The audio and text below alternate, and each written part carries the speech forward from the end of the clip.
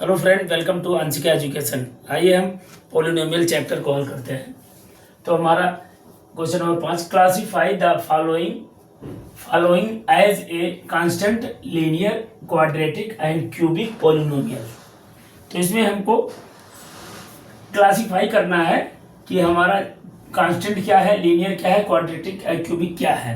तो हम सबसे पहले ये समझते हैं कि हमारा ये सब जो दिया हुआ है कांस्टेंट, लीनियर, क्वाड्रेटिक, क्यूबिक, इसकी पावर क्या होती है, इसकी पहचान क्या है हमारे। तो हमको सबसे पहचान जानने के लिए पहले हम इसको क्लियर रफ कर लेते हैं। तो कांस्टेंट की हमारी जो होता है, कांस्टेंट का डिग्री जो है ये जीरो होता है। कांस्टेंट किसी वेरिएबल पर यदि 0 डिग्री है तो उसको कहा जाएगा कांस्टेंट है वो। फिर उसी तरह लीनियर का यदि लीनियर है तो उसका डिग्री 1 होता है। अगर कोई एक्स वाई जेड जो वेरिएबल है उसका अगर डिग्री लीनियर कंडीशन में है तो उसका डिग्री 1 होगा।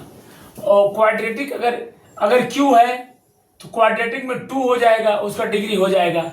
इसी तरह क्यूबिक अगर है, क्यूबिक में हमारा 3 हो जाता है डिग्री। तो वेरिएबल की डिग्री जो हमारा वेरिएबल की डिग्री 0, 1, 2, 3 अगर होते हैं तो उसी कंडीशन में उसको रखा जाएगा। अगर 0 होता है तो कांस्टेंट में, लीनियर होता है अगर तो 1 डिग्री रहेगा तो लीनियर में आएगा। और क्वाड्रेटिक अगर वेरिएबल की 2 पावर होगा तो क्वाड्रेटिक में हो जाएगा। वेरिएबल का 3 पावर होगा तो क्यूबिक में हो जाएगा।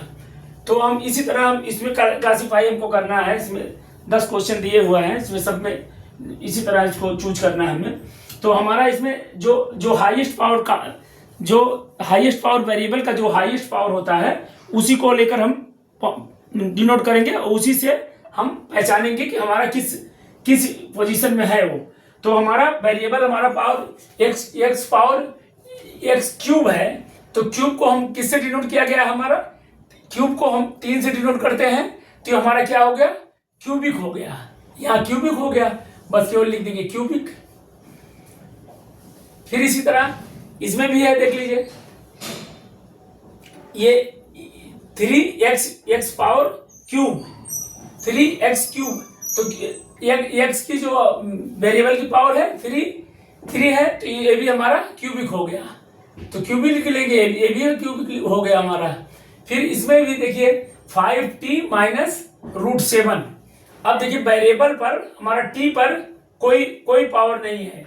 कोई पावर जब नहीं है तो इसका 1 होता है।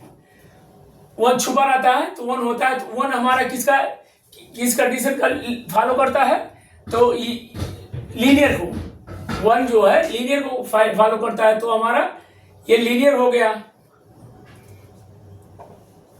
गया। फिर इसी तरह ये 4 माइनस 5y²। y² किसको फॉलो कर रहा है, मतलब वेरिएबल पर 2 है तो हमारा क्यूबिक है तो हमारा क्यू लिख देंगे। फिर इसी तरह 3 है, 3 इसमें कोई वेरिएबल नहीं है। जब कोई वेरिएबल नहीं होता है तो हमारा 0 होता है। वेरिएबल अगर कोई नहीं होता है, x पावर 0 होता है तो हमारा x पावर यहाँ x पावर 0 हो जाएगा। तो 0 हमारा किसको फॉलो करता है, हमारा 0 क्यूबिक को फॉलो करता है। नहीं, 0 कांस्टेंट को, सॉरी कांस्टेंट है तो हमारा ये 0 हो गया। तो ये कांस्टेंट हमारा फॉलो कर रहा है, कांस्टेंट है ये हमारा। फिर 2 प्लस x। अब x जो हमारा वेरिएबल है इस पर क्या कौन सा है, तो x पर 1 होता है। इस पर छुपा हुआ है, इसमें भी 1 छुपा हुआ है।